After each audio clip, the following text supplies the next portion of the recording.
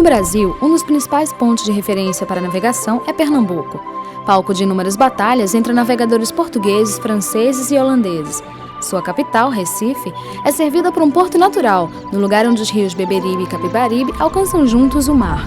A sua posição geográfica de privilegiada proximidade com a África e a Europa e o encontro dos regimes de ventos e correntes marítimas permitem boas condições de comunicação transoceânica, fazendo de Pernambuco um ponto-chave das rotas que cruzam o Atlântico Sul. As marcas deixadas por séculos podem ser vistas nas riquezas encontradas no patrimônio histórico e cultural. A natureza foi generosa e cobriu o litoral pernambucano de águas quentes e límpidas, e a história salpicou de naufrágios que remontam às batalhas de tempos passados, corvetas da Marinha Brasileira, galeões holandeses e portugueses. Tudo pode ser encontrado nesta maravilhosa costa. A palavra Pernambuco é de origem tupi-guarani e significa furo do mar, entrada do mar ou mar furado. Trata-se de uma referência que existe em meio à barreira de Recifes, localizada na entrada do porto da capital. Ver os peixes de corais flutuarem em um mundo silencioso torna-se ainda mais interessante com a atração de um velho naufrágio. O estado oferece aos visitantes roteiros de antigos naufrágios em águas profundas e rasas, com muitos peixes, tartarugas, arraias, moreias e lagostas. A água azul, transparente e quente, típica dos mares nordestinos, permite o mergulhador dentro dela uma visibilidade de até 30 metros.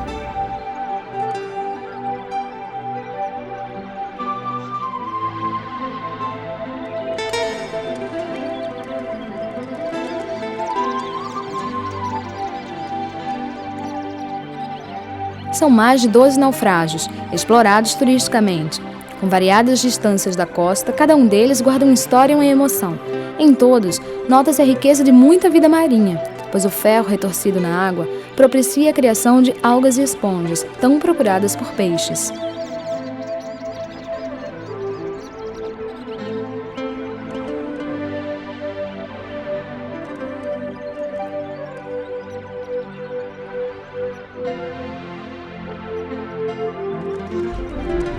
Nossa história tem início a 5 milhas do Porto do Recife, no navio Vapor de Baixo, naufragado em 1850.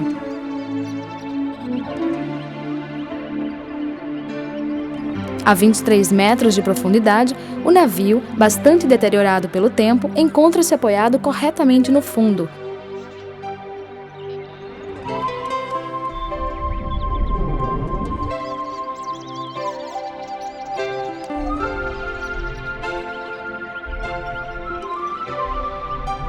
As duas grandes rodas de propulsão são as maiores estruturas do naufrágio, com quase 4 metros de diâmetro. Junto às rodas ainda existem o casco da embarcação.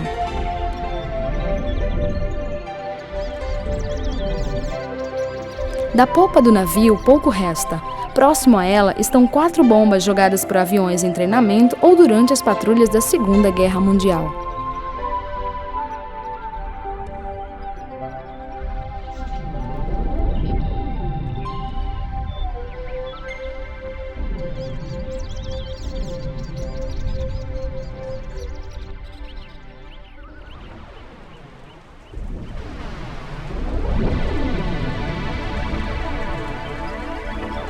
Às 11h30 da noite do dia 24 de março de 1887, a 30 milhas do Porto do Recife, os vapores Pirapama e Bahia se chocam na altura da praia de Ponta de Pedras, norte do litoral pernambucano.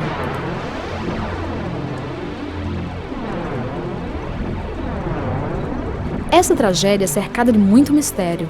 Conta a população que o amor e o ódio de 2 homens se confrontaram em alto mar por causa de uma mulher. Que bela mulher deve ter sido para promover tal tragédia.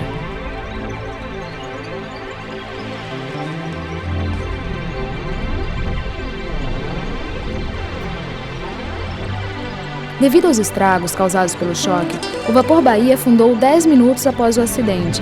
Mais de 200 pessoas tentaram se salvar, agarrando-se nos mastros e quaisquer outras coisas que flutuassem.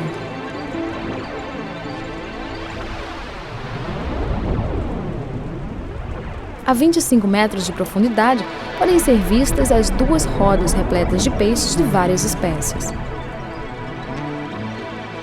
A noite estava limpa, os faróis deles diz que vi aceso e vinha em direção um ao outro. O Bahia afundou com 10 minutos e o Pirapama ficou meia hora observando a proa e se podia viajar. E quando ele achou que podia fazer a viagem, ele foi para o Recife, chegou às 7 horas da manhã no outro dia.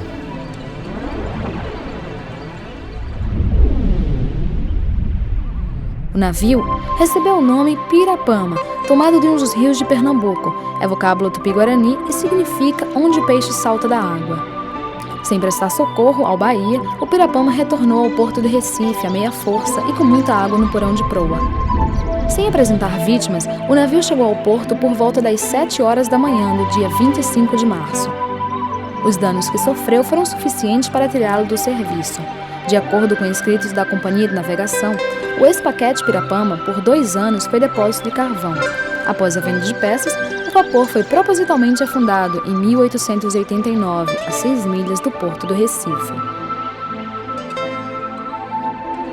Deu nisso, muita vida marinha e diversão na costa pernambucana. O Pirapama é um dos principais pontos de mergulho do estado. O navio mantém a sua linha apoiado corretamente a 23 metros de profundidade, com os destroços se estendendo por cerca de 100 metros.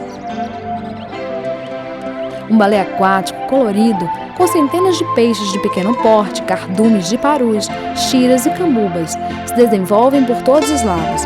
Arraias, moreias e tartarugas podem ser encontradas, além dos corais e das esponjas que se formaram no casco do navio.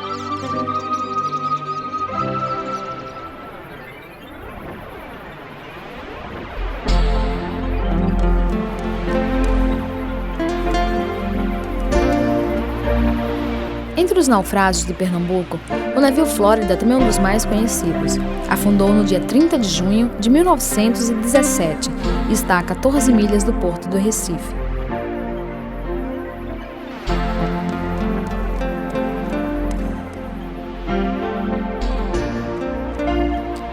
Segundo o jornal Diário de Pernambuco, o rebocador Flórida foi construído em 1908. Regressava à Inglaterra com escala em Fernando de Noronha, quando entrou em uma tempestade de mar revolto.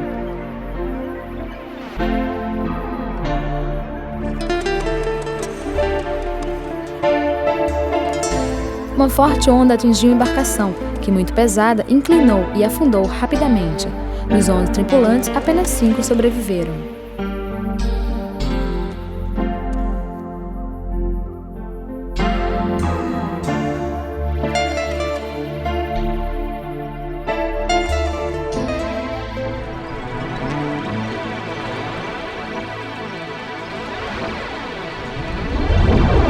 No dia 21 de julho de 1944, a 30 milhas do porto do Recife, próximo à ilha de Itamaracá, veio ao pique a embarcação corveta Camaquã.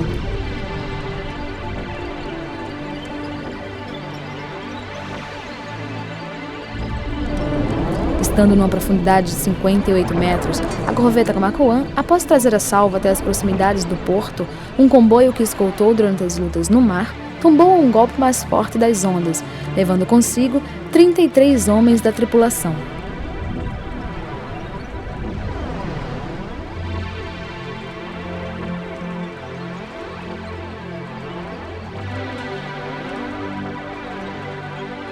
Os sobreviventes foram recolhidos pelos caças submarinos Ixutaí e Graúna da Marinha Brasileira.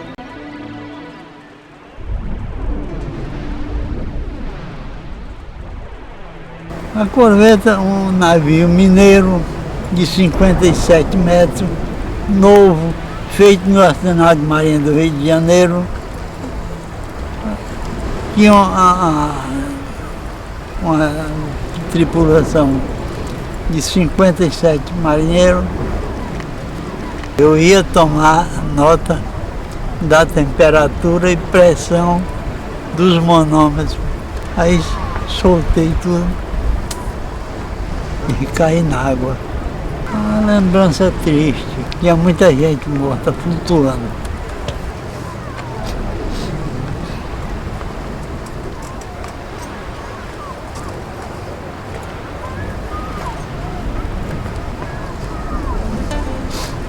Rapazes bons perderam a vida.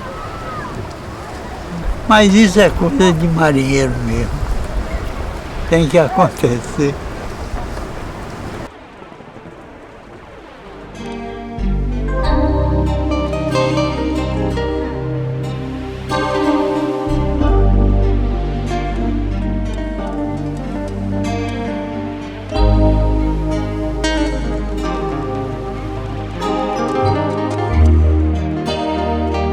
caminho para a ilha de Fernando de Noronha, em 1973, durante uma forte tempestade, o guindaste da embarcação se desprendeu e levou ao fundo do mar o navio Chato de Noronha.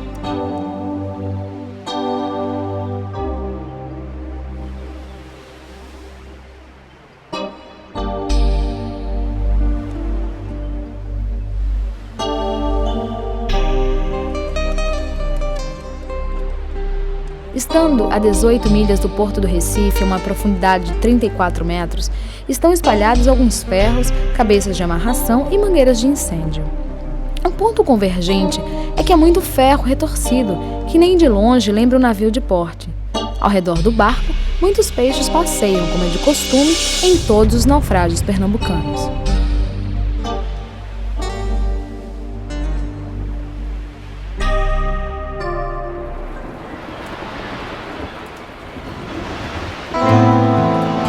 Em 18 de janeiro de 2002, Recife provocou mais 3 naufrágios artificiais para turismo submarino no Brasil.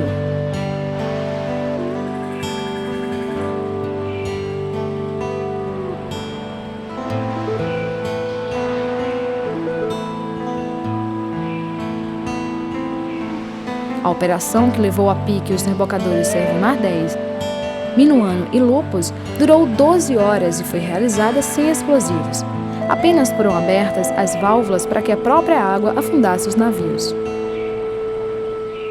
A 7,5 milhas de distância da praia de Boa Viagem, foi afundado o rebocador Servimar 10, que levou 1 hora para submergir a uma profundidade de 25 metros.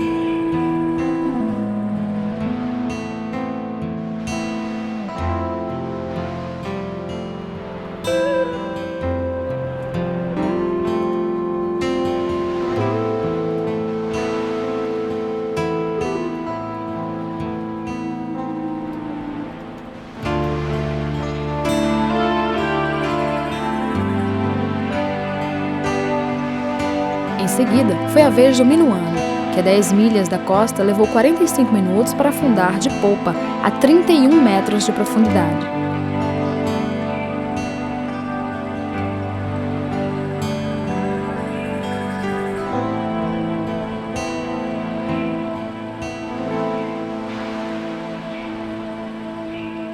Por último, o rebocador Lupus afundou a uma distância de aproximadamente 12 milhas da praia, em uma profundidade de 35 metros. O Lupo foi a pique às 3 horas da tarde do dia 18 de janeiro de 2002.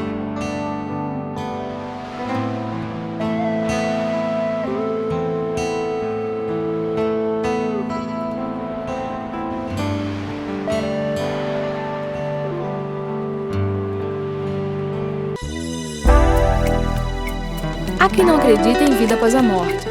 Certamente, estas pessoas nunca puderam testemunhar como o fim de um navio no mar significa o início de uma nova existência. Um navio afundado, mesmo danificado pelo seu destino, mesmo castigado pelo tempo, pode continuar imponente, magnífico. Aposentado de sua missão de navegar, enquanto criaturas a ele se integram, o navio finalmente chegou no paraíso. Deixou de obedecer a ordens de um capitão, passou a ser comandado pela natureza.